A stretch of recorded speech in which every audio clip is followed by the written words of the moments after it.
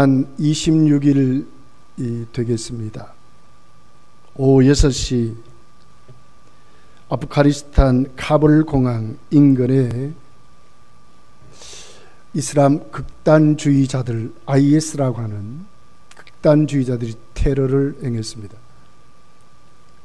미군만 13명이 죽고 170명의 사람들이 죽음을 당했습니다. SNS에 그 영상과 글이 올라오는데 그 글을 보니까 지구의 종말을 보는 것 같아 그랬습니다. 카불 공항 게이트지요. 거기 이렇게 도랑이 있답니다.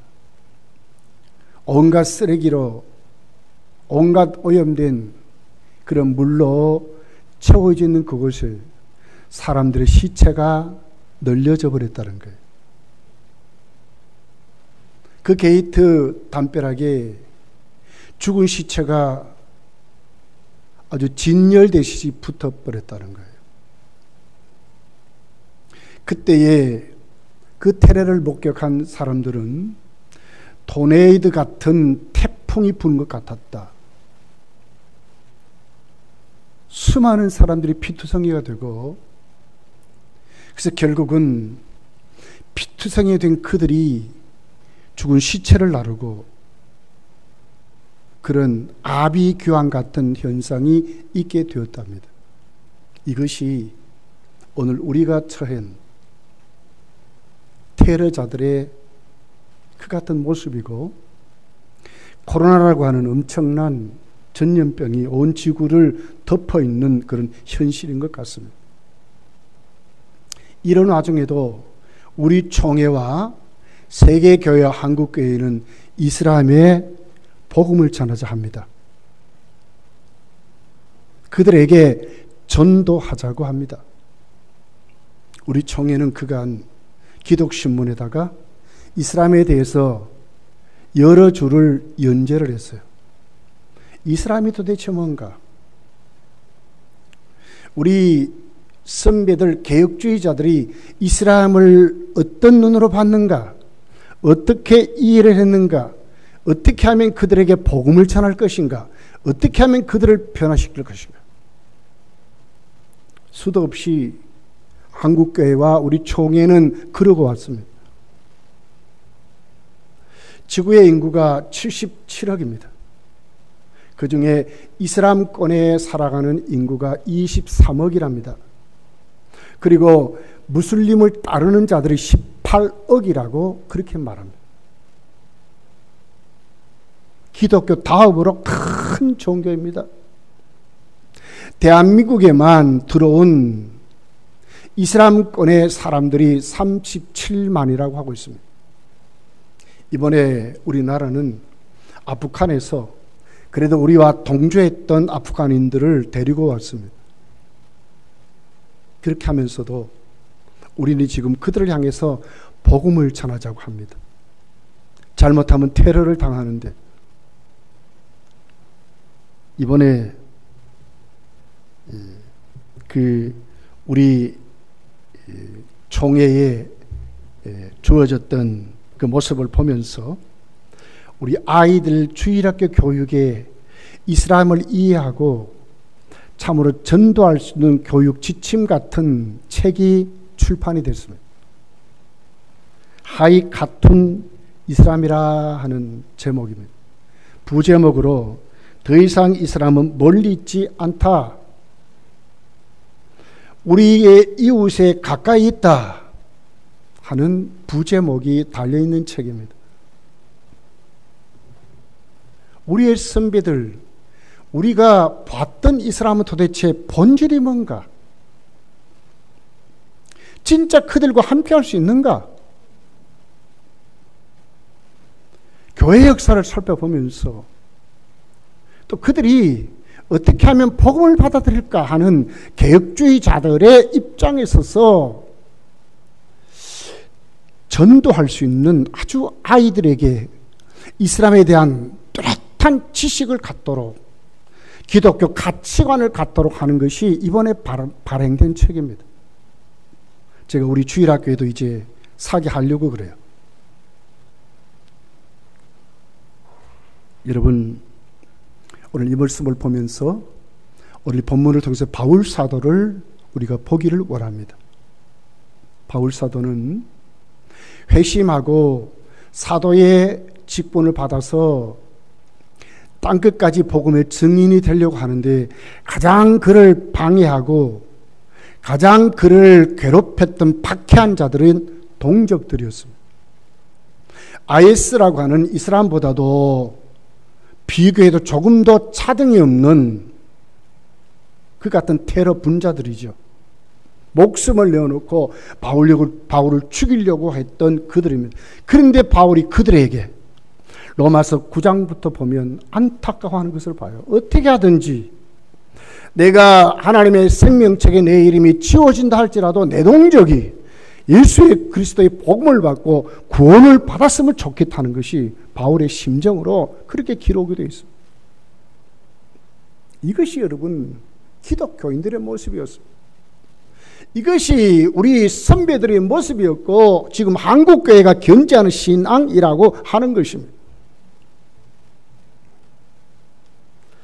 본문의 고린도 교회는 바울이 세운 교회이고 1, 2차 전서 후서로 그들의 신앙을 바르게 세우려고 했던 그런 서신으로 기록이 되어 있습니다. 고린도시는 국제적인 항구 도시입니다. 다양한 사람들이 모여서 살았던 도시입니다. 그러니까 자연히 그 고린도에는 각양각색의 가치관들, 각양각색의 삶, 세속적인 문화, 특별히 많은 종교가 자리한 도시가 고린도시였습니다. 여기에 바울이 복음을 전하여 고린도 교회를 세웠습니다. 바울이 그 교회를 떠났습니다. 그때 몇 년 안 돼서 결국 고린도 교회에 세상적인 세속화 물결이 들어오기를 시작했습니다.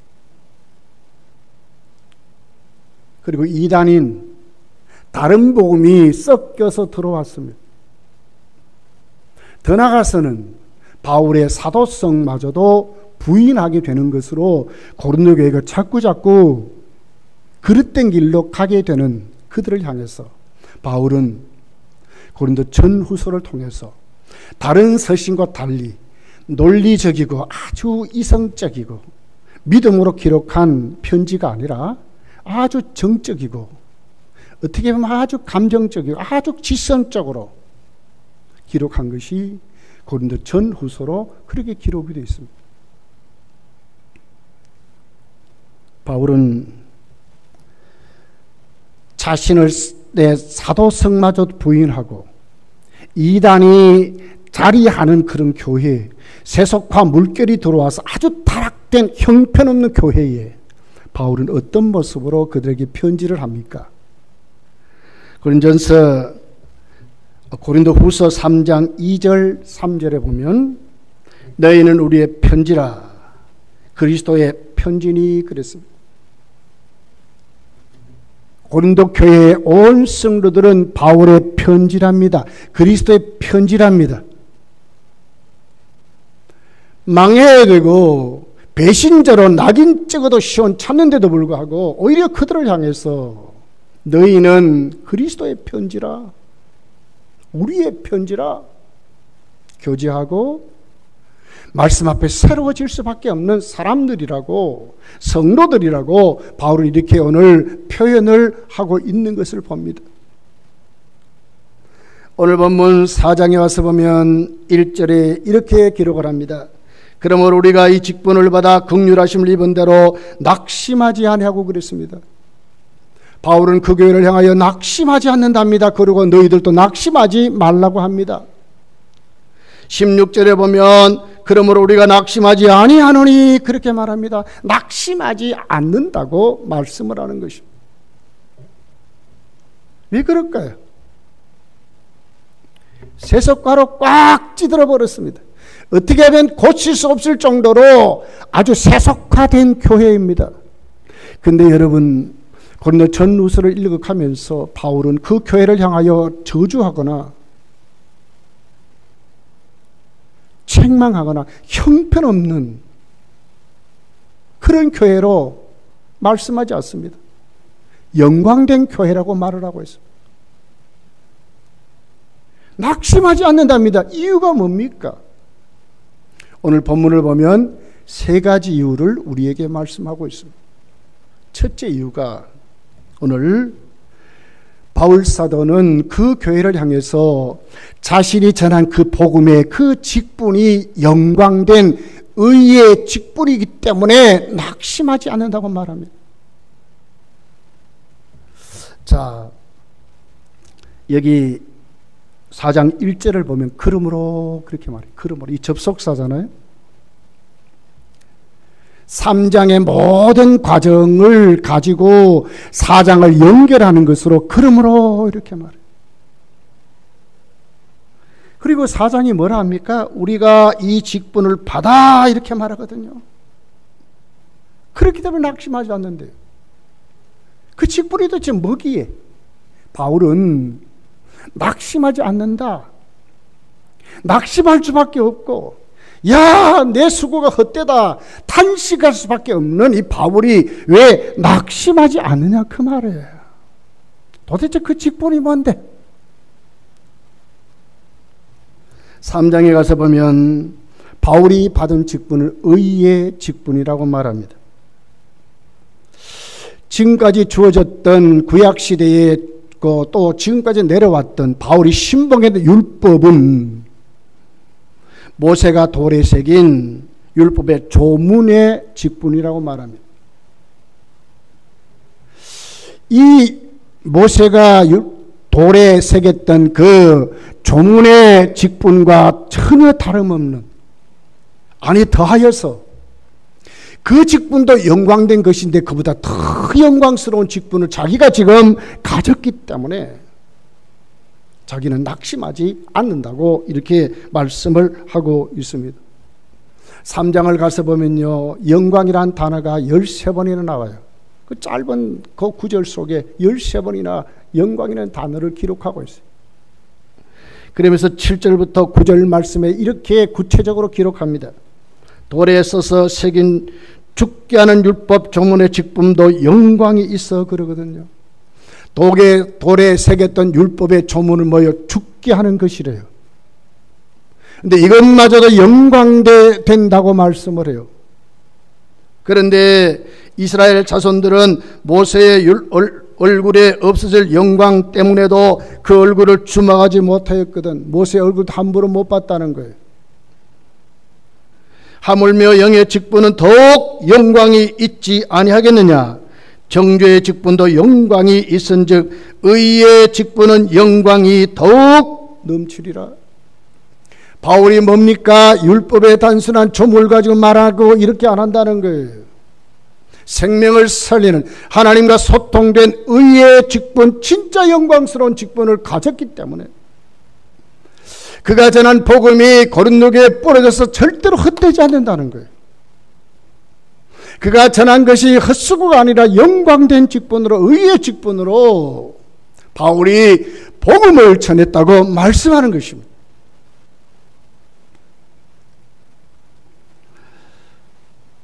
오늘 본문 4장 5절에 보면 이렇게 기록을 해요. 우리는 우리를 전파하는 것이 아니라 오직 그리스도 예수의 주 되신 것과 또 예수를 위하여 우리가 너희의 종된 것을 전파함이라 그러거든요. 자, 바울이 의의 영광된 직분을 가졌다고 그렇게 자기가 낙심하지 않는다고 말하는데 그 내용이 뭡니까? 예수 그리스도를 전하는 것입니다. 복음을 전하는 것이라고 말하는 것. 율법으로 조문을 걸어서 저 사람을 정죄하고 비판하고 따지고 죽이는 것이 아니라 예수님 만나게 하고 그 새 생명을 얻게 하고 그 죽은 생명을 다시 살리는 예수 그리스도가 하나님 되심과 그분이 우리의 주인 되심을 뚜렷이 전할 수 있는 직분을 자기가 지금 가졌다는 거예요. 세상 어느 곳에도 가지지 못하는 그 직분을 자기가 지금 가졌다는 거예요. 형편없는 고린도 교인들도 어떤 직분을 가졌습니까? 의의 직분, 영광의 직분을 가졌기에 너희도 낙심하지 말라고 하는 것입니다.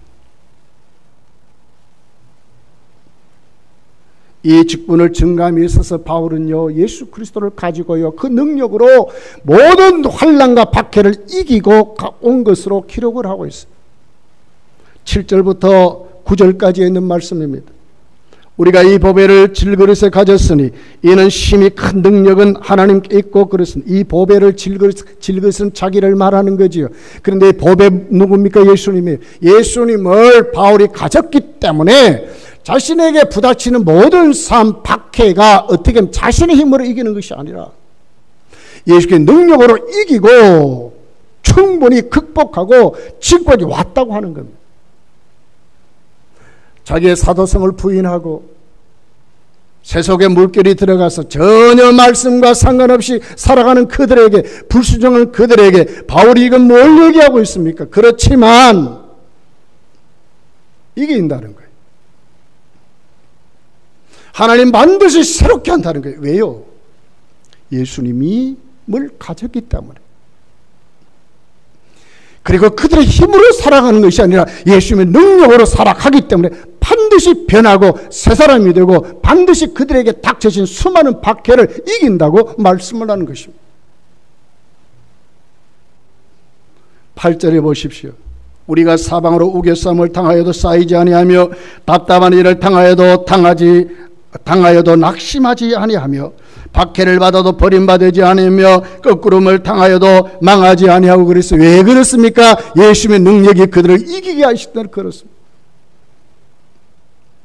왜 우리가 세상을 살면서 성도가 낙심하지 말아야 합니까? 그 이유는 분명하고 확실합니다. 왜요? 우리는 예수님을 가졌기 때문에 그렇습니다. 우리의 삶은 복음을 전하는 삶이기 때문에 무엇이든지 우리가 이긴다고 하는 것입니다. 성도를 거꾸릴 것은 아무것도 없습니다. 두 번째 낙심하게 될 이유를 본문이 기록을 합니다. 14절입니다. 주 예수를 다시 살리시니가 예수와 함께 우리도 다시 살리사 우리와 함께 그 앞에 서게 하실 줄을 아노라 그랬어요. 무슨 얘기죠? 예수님 어떻게 됐습니까? 사망 권세를 이겼습니다. 예수님은 부활하셨습니다. 그 같은 주님의 부활에 우리도 동참한다는 거예요. 박해를 받고 거꾸름을 당하고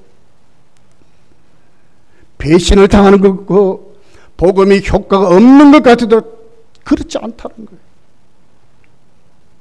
반드시 주님이 이겼듯이 상한 권세를 이겨 반드시 주님이 이겼듯이 우리도 그 죽음의 권세를 이기신 거기에 우리도 동참할 수 있다는, 동참한다는 거예요. 영원한 삶, 부활의 삶, 영원하게 오늘 또 살아있다고 하는 그 삶의 소망을 가졌기 때문에 낙심하지 않는다고 두 번째 이유를 이렇게 말합니다. 그리고 세 번째 이유입니다. 오늘 바로 본문입니다. 본문을 보면 세 가지로 말씀을 하고 있습니다. 오늘 본문을 우리가 자세하게 한번 살펴보면서 은혜를 나누기를 원합니다. 첫 번째, 낙심하자야 될 세 번째 이유 중에 첫 번째입니다. 뭡니까? 우리의 속사람이 날로 새로워진다고 말씀하는 것입니다. 자, 16절입니다. 그러므로 우리가 낙심하지 아니하노니 우리의 겉사람은 낡아지나 우리의 속사람은 날로 새로워지도다 그랬습니다. 겉사람은 어떤 사람입니까? 우리가 죽어서 흙으로 돌아가는 인생의 실존을 말하고 있습니다. 7절에 보면 질그릇이다 그랬습니다. 10절에 보면 죽음을 짊어진 몸이라 그랬습니다. 11절에 보면 죽을 육체라 이렇게 말했어요. 반드시 이렇게 된다는 거예요. 그 사람은 낡아진답니다. 그렇습니다. 반드시 죽음을 향해서 가게 되어 있습니다. 어린아이가 태어납니다. 자랍니다. 아이로. 그러다가 소년이 됩니다. 소년이 청년이 됩니다. 청년이 장년이 됩니다. 장년이 결국은 노년이 됩니다. 노년은 어디로 갑니까? 죽음으로 갈 수밖에 없는 것입니다. 고운 사람도 가진 사람도 이 세상을 떵떵거리며 모든 권세를 가지던 그 사람도 결국 생로병사의 과정을 밟을 수밖에 없습니다. 이것이 인생입니다. 성경을 보십시오. 하나님을 사랑하고 믿음에 우리의 모든 선배들도 다 죽었습니다. 이 세상 전부를 가지려고 했던 알렉산더 대왕도 33세에 죽었습니다. 불로초를 구하러 오로 하면서 영원하게 죽지 않으려고 했던 중국의 진시황도 결국은 여러분 죽음을 맞이할 수밖에 없었습니다. 49살에 죽었다고 기록이 되어 있습니다. 정말 이렇게 되면 우리 낙심할 수밖에 없잖아요. 무슨 희망이 있습니까? 그렇게 노력하고 그렇게 많이 가져도 그렇게 많은 권세를 누리고 남들과 죽으라고 실험하고 경쟁하면서 다 끌어모아 사는데도 결국은 죽음으로 가는 길이라면 무슨 소망이 있습니까? 전도서는 말하지 않습니까? 헛되고 헛되답니다. 해 아래 수고하는 모든 수고가 헛되다고 합니다. 그렇다면 여러분 낙심하고 살아야 되잖아요. 그런데 여기에 반전이 있어요. 우리 속사람이 날로 새로워진다. 새로워진다는 말은 뭡니까? 자꾸 새 것으로 채워진다는 말이에요. 그 사람 죽을 몸, 우리 육체는 자꾸 늙어서 병들고 그러다가 하나님 부르시면 갈 수밖에 없지만 낡아질 수밖에 없습니다. 새 것이 아닙니다. 자꾸 헛 것이 되고 결국 다 소모되다가 그러다가 우리는 죽음을 맞이할 수밖에 없잖아요. 우리 속사람은 안 그렇다는 거예요. 속사람은 뭡니까 여러분? 오늘 성경은 확실히 우리 가르쳤어요. 왜 우리 속사람이 날로 새로워지는지 중생한 새 사람을 말하기 때문에 그렇습니다. 영원히 죽지 않는 생명을 가졌기 때문에 그렇습니다. 고린도후서 5장 17절에 이렇게 기록합니다. 그런즉 누구든지 그리스도 안에 있으면 새로운 피조물이라. 새로운 피조물이 됐기 때문에 제2의 창조를 창조를 가졌기 때문에 그렇습니다. 이전 것은 지나갔으니 보라 새 것이 되었도다. 새 것이 되었습니다. 에베소 2장 5절을 보니까 허물로 죽은 우리를 그리스도와 함께 살리셨고 살아났습니다. 너희는 은혜로 구원을 받은 것이라. 구원받았기 때문에 그렇습니다. 영원히 죽지 않는 예수의 생명이 우리 속에 있기 때문에 그렇습니다. 골로새서 3장 10절에 보니까 새 사람을 입었으니 이는 자기를 창조하신 이의 형상을 따라 지식에까지 새롭게 하심을 입은 자니라고 말합니다. 새 사람이 되었습니다. 하나님의 형상을 따라 우리는 어떻게 새롭게 되었다고 하면 새 것이 되었다고 합니다. 하나님이 낡을 수 있습니까? 하나님이 죽을 수 있습니까? 하나님이 헛 것이 될 수 있습니까? 그렇지 않습니다. 하나님의 형상으로 새롭게 되었기 때문에 우리는 날로 새롭다고 말하는 것입니다.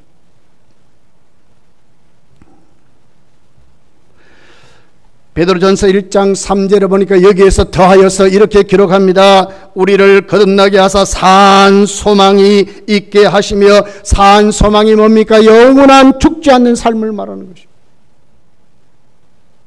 이 세상을 살아갑니다. 거듭난 새 생명으로 살아갑니다. 이것으로 끝나지 않고 우리 속에 그 삶이 어떻게 지속이 됩니까? 영원한 천국을 향해서 그 영원한 생명을 가지고 살아있는 소망으로 살아간다는 거예요. 살아있습니다. 하나님의 형상으로 새롭게 창조됐습니다. 그러니까 뭘 듣고 삽니까? 하나님의 음성을 듣습니다. 하나님 말씀 속에 약물을 빨아먹습니다. 내 영혼이 살아납니다. 새롭게 됩니다.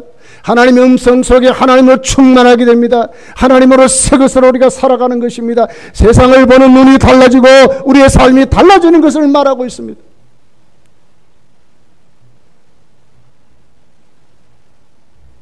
찬송가 436장에 이렇게 기록이 되어 있습니다. 나 이제 주님의 새 생명 얻은 몸, 옛것은 지나고 새 사람이로다. 그렇습니다. 그 생명 내 안에 강같이 흐르고 그 사랑 내게서 해같이 빛난다고 말하고 있습니다. 영생을 누리며 주 안에 살리라. 오늘 또 내일 또 주 함께 살리라. 새 생명을 가진 속사람이 날로 새로워지는 사람들의 삶을 이렇게 찬송이 고백을 하고 있습니다. 예수님 말씀하셨어요. 요한복음 11장 25절 26절에 이렇게 기록합니다. 예수께서 이르시되 나는 부활이요 생명이니 나를 믿는 자는 죽어도 산대요. 무릇 살아서 나를 믿는 자는 영원히 죽지 아니하리니 네가 믿느냐, 이렇게 말했어요. 믿는 자에게, 새롭게 거듭난 새 생명을 가진 자에게 영원히 죽지 않는다고 확실히 말씀하는 거예요. 바울 사도를 보십시오. 부활장에서 바울은 이렇게 기록을 합니다. 육의 몸으로 심고 신령한 몸으로 다시 살아나느니 육의 몸이 있은 적도 영의 몸도 있느니라. 죽을 몸으로 낡아져서 죽습니다. 그러나 이것이 하나의 씨앗같이 되어서 우리의 삶이 어떻게 승화됩니까? 영원히 죽지 않는 몸으로 다시 부활, 영원한 소망 속에 살아날 것을 말하고는 것입니다.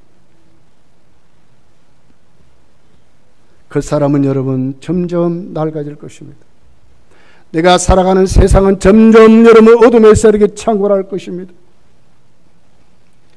지금 텔레반이 아프간을 점령한 이 정도가 아닐 것입니다. 앞으로 더 할 것입니다. 온 지구촌은요 전쟁이 난리와 난리, 소문이, 기근과 지진이 판을 치게 될 것입니다. 자연이 황폐하고요, 적그리스도가 판을 치고요, 독재자들이 일어나고요, 권력이 온 세상을 지배하는 이런 것이 앞으로 점점 올 것입니다. 그러나 분명한 것은 성도가 낙심하셔야 될 이유가 있습니다. 그게 뭡니까?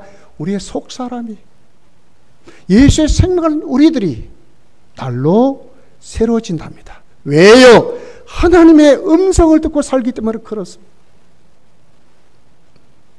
하나님의 말씀을 빨아먹고 살기 때문에 그렇습니다. 영원한 생명은 영원한 소망을 가졌습니다. 천국을 소망하기 때문에 그렇습니다. 여러분의 속사람이 날로 새로워지는 그 같은 은혜가 여러분에게 넘치기를 예수님 축복합니다. 두 번째를 보면 크고 영원한 영광에 중한 것이 이루어지기 때문에 그렇습니다. 17절이 이렇게 기록을 합니다. 우리가 잠시 받는 환난에 경한 것이 지극히 크고 영원한 영광에 중한 것을 우리에게 이루게 함이니 그랬습니다. 환난을 어떤 각도에서 해석을 하고 있습니까? 잠시 받는 환난에 경한 것이라 그렇습니다. 그리고 환난의 목적이 확실하게 기록이 되어 있습니다. 세번역은 이 구절을 이렇게 풀어서 기록을 해놓았습니다. 지금 우리가 겪는 일시적인 가벼운 고난은 비교할 수 없을 정도로 영원하고 크나큰 영광을 우리에게 이루어 줍니다. 그렇게 기록을 합니다. 여러분, 환난이 어떻다고요?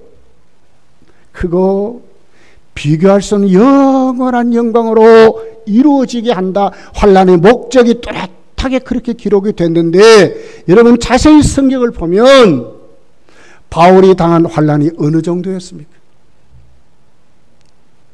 자, 고린도전서 4장 11절에서 13절에 내용을 족수해 보면 이런 내용입니다. 줄이고 목마르고 헐벗고 매맞고 정처가 없고 수고하고 모욕을 당하고 박해받고 비방을 받았다고 그럽니다. 이것이 여러분 바울 사도가 당했던 환난이었습니다. 고린도후서 1장 8절서 9절까지를 읽어보면 확실하게 기록합니다. 형제들아, 우리가 아시아에서 당한 환난을 너희가 모르기를 원하지 아니하노니 힘에 겹도록 심한 고난을 당하여 살 소망까지 끊어지고 우리는 우리 자신이 사형 선고를 받은 줄 알았으니 이는 우리로 자기를 의지하지 말고 오직 죽은 자를 다시 살리시는 하나님만 의지하게 하심이라. 이렇게 기록을 하였어요. 살 소망이 없는 그런 환난을 당했습니다. 쉽습니까? 정말 가볍고 일시적이고 지나가는 환난입니까? 바울의 삶 자체였습니다. 이것이. 고린도후서 11장 23절에서 27절의 내용을 축소해보면 이런 내용입니다. 옥에 갇히고 매도 수없이 맞고 죽을 뻔했고 40에 감한 매를 5번이나 맞았고 3번 태정을 맞고 돌에 맞고 3번 파선했고 강도의 위험을 당하고 동족의 위험을 당하고 이방인의 위험 앞에 시내와 광야의 위험 자지 못하고 줄이지 못하고 굶고 춥고 헐벗었다고 기록을 하고 있습니다. 이것이 바울이 당한 환난입니다. 쉬운 환난입니까? 가볍습니까? 잠깐 지나갑니까? 그렇지 않았습니다. 그런데 왜 바울이 그렇게 말합니까? 바울의 서시를 읽어보면 예수 믿고 거듭나 새 사람 된 다음에 사도의 삶을 살아가는 그 바울에게는 한 번도 원망이 없습니다. 한 번도 자기 삶에 불평이 없습니다. 한 번도 이것 때문에 절망하지 않습니다. 한 번도 이 삶 때문에 자신이 실패했다고 말하지 않습니다. 인간적으로, 육신적으로, 세속적인 가치관으로 보면 바울은 정말 망한 자입니다. 왜요? 이룰만 하면 쫓겨났는데, 세울만 하면 도망다녔는데, 나중에 바울은 어떻게 됐습니까? 로마에서 순교하잖아요. 망한 자 아닙니까? 이 환난이 여러분 경한 것입니까? 가벼운 겁니까? 잠시 지나가는 환난입니까? 오늘 우리가 당하는 이 코로나 시련은 아무것도 아니었습니다. 근데 그는 가볍다고 말합니다. 잠시 지나간다고 말합니다. 근데 그 이유가 뭡니까? 바울이 당한 모든 환난은 뚜렷한 목적이 있기 때문에 그렇습니다. 뚜렷한 목적이 있습니다. 성도가 예수님 때문에 살아가는 모든 시련과 우리에게 닥쳐진 모든 환난은요, 다 목적이 있어요. 하나님은 절대로 그냥 하지 않아요. 코로나19는요, 한국교회가 지금 큰 시련에 빠졌습니다. 우리 교회도 그렇습니다. 그러나 낙심하지 말아야 될 이유가 있습니다. 그 이유가 뭡니까? 우리에게는 그 환난이 주는 목적이 확실하기 때문에 그렇습니다. 자, 환난이 주는 목적이 뭡니까? 여기 이렇게 기록을 합니다. 지극히 크고 영원한 영광에 중한 것을 우리에게 이루게 하며, 지극히 크고 중한 것을 우리에게 이루게 한다고. 무엇이? 환난이. 이것이 결국은 좋은 열매로 하나님 앞에 맺게 된다고 말씀을 하고 있는 것입니다. 세버적은 이렇게 기록합니다. 가벼운 고난은 비교할 수 없을 정도로 영원하고 크나큰 영광을 우리에게 이루어 준다고 그랬습니다. 그 가벼운 환난이, 바울이 말하는 그 가벼운 환난이 우리에게 비교할 수 없을 정도로 영원하고 크나큰 영광을 우리에게 이루어 준다고 말하는 것입니다. 공동 번역에 보면 이렇게 기록합니다. 그것은 한량없이 크고 영원한 영광을 우리에게 가져다 줄 겁니다. 무엇이? 환난이 가져다 준대요. 그럼 여러분, 바울이 그렇기 때문에 낙심하지 않는 겁니다. 이런 코로나 상황에도 여러분, 우리가 어떤 눈을 뜨고 살아야 합니까? 우리에게 닥쳐진 현실이 아니고요, 부딪히는 어려움이 아니고요, 오늘 여러분에게 살아가는 모든 삶의 수많은 어려움들이 여러분에게 있습니다. 개인적으로 질병이 찾아오고, 어떤 분들은 사업이 잘 안 되고, 직장에서도 어려움을 당하고, 예수 믿는다고 왕따를 당하고, 조롱을 받고, 비방을 받는 이런 일이 우리에게 있을 수 있어요. 교회 가지 말래. 코로나19에 감염된다고. 직장에서 그런 직장들이 있습니다. 그러나 우리가 낙심하지 말아야 합니다. 반드시 이것이 우리에게 다 좋은 믿음으로 비교할 수 없는 크고 놀라운 하나님의 영원한 생명으로 우리에게 더 하나님께 소망을 두도록 만드는 과정을 반드시 우리에게 이루게 한다는 거예요. 바울은 이것 때문에 낙심하지 않았습니다. 여러분도 지금 보이는 현실이 아니라 그 배후에 그 현실을 통해 우리를 변화시키시는, 우리를 깨닫게 하시는, 우리를 새롭게 하시는, 우리에게 다시 힘을 주시는 하나님 밖에 없다 하는 소망을 갖게 하신 그 하나님께 참된 소망을 두는 멋있는 신앙인들이 되시기를 예수님 축복합니다. 세 번째는요, 천국 소망으로 살아가기 때문에 그렇습니다. 18절에 이렇게 기록합니다. 우리가 주목하는 것은 보이는 것이 아니요 보이지 않는 것이니 보이는 것은 잠깐이요 보이지 않는 것은 영원함이로다. 여기 우리가 주목한다 하는 단어가 있어요. 이 주목한다 하는 단어 원문을 보면 소망한다 이 말이거든요. 바울 사도가 낙심하지 않았던 이유는 그가 소망하는 것이 있기 때문에 그렇습니다. 고린도 교회가 수많은 이단 앞에, 세속한 물결 앞에 바울 사도가 사도성이 없다고 하는 그들 앞에 그들이 그래도 낙심하지 말아야 될 이유는 그들은 뭘 가졌습니까? 천국 소망을 가졌기 때문에 낙심하지 말라고 하는 것입니다. 무엇을 소망합니까? 자, 보십시오. 천국은 뭡니까? 자, 우리가 이미 예수 믿으면 천국이 우리에게 왔습니다. 그렇지만 완전히 완성된 것은 아닙니다. 오늘 바울이 그 주목했던 영원한 소망, 그것은 바로 미래에 우리에게 주어질 천국을 말하고 그 삶 속에 붙들려 사는 것을 말하는 것입니다. 성도는 절대로 그냥 살지 않습니다. 우리가 왜 낙심하지 않습니까? 우리는 여러분 복지가 확실한 사람입니다. 진짜 우리는 가야 될 곳이 확실한 사람입니다. 텔레반의 테러를 당해서 죽임을 당한 데에도 성도는 순교입니다. 순교.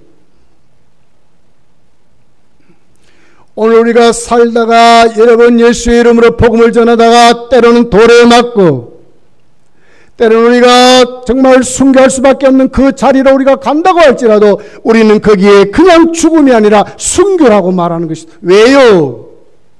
천국 가기 때문에 그렇습니다. 바울 사도의 발걸음은 가벼운 것입니다. 그냥 살아가는 발걸음이 아니었습니다. 그렇게 그가 세운 교회가 자신을 배신하고 말씀 앞에 똑바로 서지 못하고 이단들이 판을 치는 그 교회를 향하여 바울이 지금 뭐라고 합니까? 바울이 주목하는 것이 있답니다. 그것이 도대체 무엇입니까? 그들에겐 그래도 하나님이 그들의 삶을 꼭 붙잡아서 반드시 천국인의 삶을 지상에서도 살게 하시다가 천국으로 데려간다고 말하는 것입니다. 열매로 나타나도록 만드는 삶이 그들에게 있다고 이렇게 지금 말씀을 하는 것입니다. 어떻게 살아야 되겠습니까? 썩어질 것은 여러분 우리는 그런 사람이 아니고 우리가 주목하는 것은 뭡니까? 보이는 것이 아니요 보이지 않는 것이니 보이는 것은 잠깐이요 보이지 않는 것은 영원함이로다. 18절에 말하지 않습니까? 보이는 것으로 살아가는 사람이 아니라 보이지 않는 것으로 살아간대요. 그 보이지 않는 것은 천국입니다. 이것이 우리의 삶입니다. 믿음으로 믿습니다. 믿음으로 고백합니다. 하나님 내 삶을 책임질 줄 믿습니다. 그리고 철저히 나를 오늘 또 인도할 것을 믿습니다. 이 삶이 우리에게 구체적으로 있다고 하는 거예요. 하나님의 임마누엘이 우리에게 있다고 하는 것입니다. 바울은 이것을 지금 보는 것입니다. 형편없는 교회가 아니라 고린도가 영광스러운 교회라고 하는 그 이유가 하나님의 임마누엘이 그 교회에 있기 때문에 하나님이 반드시 그들로 하여금 천국민으로 살게 하시다가 천국 가게 하시다고 말하는 것입니다. 여러분 중에 혹시나 아직도 거듭나 새 사람이 됐지만 아직도 그 썩어질 것, 보이는 것에만 집착해 살아가는 분이 있습니까? 하나님 반드시 우리를 변화시키실 겁니다. 보이지 않는 것에 눈을 뜨게 하실 것입니다. 우리를 더 새롭게 하실 것입니다. 하나님의 살아계심을 보여주실 것입니다. 기적의 하나님, 능력의 하나님, 우리를 새롭게 하시 하나님, 아들까지 주어서 우리를 구원시켜서 그 사랑으로 충만하신 그 하나님을 우리에게 오늘도 보여주며 살게 하실 것입니다. 그 나라를 확실히 믿고 살게 하신 하나님 은혜가 우리에게 있다고 하는 것입니다.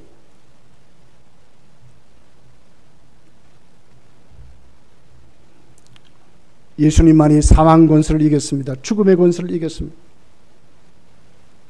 이 사망 권세를 이긴 그 힘이 성도에게 있습니다. 성경이 이렇게 말합니다. 성령 안에서 자유함을 누린다고 합니다.